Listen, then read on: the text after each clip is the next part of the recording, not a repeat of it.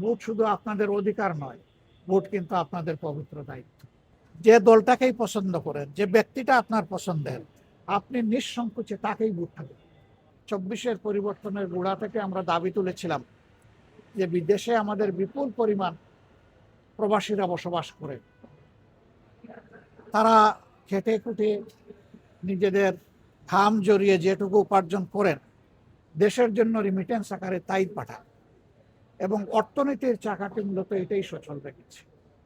তাদের ভোটের অধিকারটা সেরকম ছিল না। আমরা দাবি তুলেছিলাম যে প্রবাসীদের ভোটের অধিকার নিশ্চিত করতে হবে। এই দাবিতে আমরা আন্দোলন করেছি, বিভিন্ন জায়গায় স্মারকলিপি পেশ করেছি। শেষ পর্যন্ত সরকার এবং নির্বাচন কমিশন আমাদের এই দাবির প্রতি সম্মান প্রদর্শন করেছেন।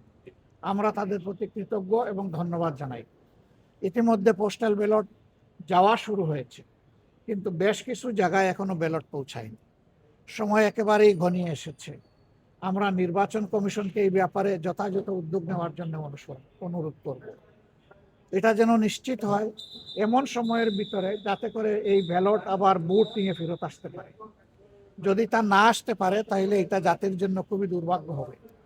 প্রবাসী ভাই বোনদের প্রতি আমাদের অনুরোধ, আপনাদের এই যে অধিকারটা প্রতিষ্ঠিত হয়েছে, এই অধিকারটা যদি মজবুতভাবে প্রতিষ্ঠিত হয়, ভবিষ্যতে আপনারা যে বিভিন্ন ক্ষেত্রে বঞ্চনার শিকার, তার একটা শক্ত প্রতিকারের ব্যবস্থা আপনাদের হাতে তুলে দেওয়া হচ্ছে।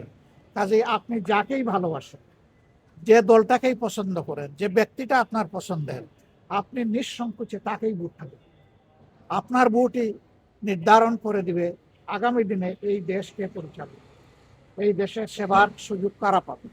আপনি যদি অবহেলা করে আপনার ভোটটা না দেন, হতে পারে একটা ভোটই কোনো একটা আসনে ব্যবধান তৈরি করে দিতে পারে। তখন আপনি যা কামনা করেছিলেন, আপনার সেই কামনা বাসনার প্রতিফলন হবে না, তখন হয়তোবা অন্য কিছু হয়ে যাবে। এই জন্য মনে রাখবেন, ভোট শুধু আপনাদের অধিকার নয়, ভোট কিন্তু আপনাদের পবিত্র দায়িত্ব।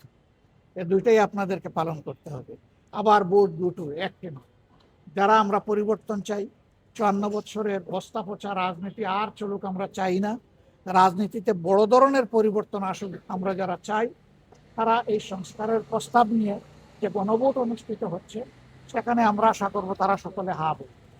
আর আমরা ঐক্যবদ্ধ একটা জাতি যেহেতু গঠন করতে চাই, এককভাবে দলীয়ভাবে নির্বাচনে আমরা যাচ্ছি না।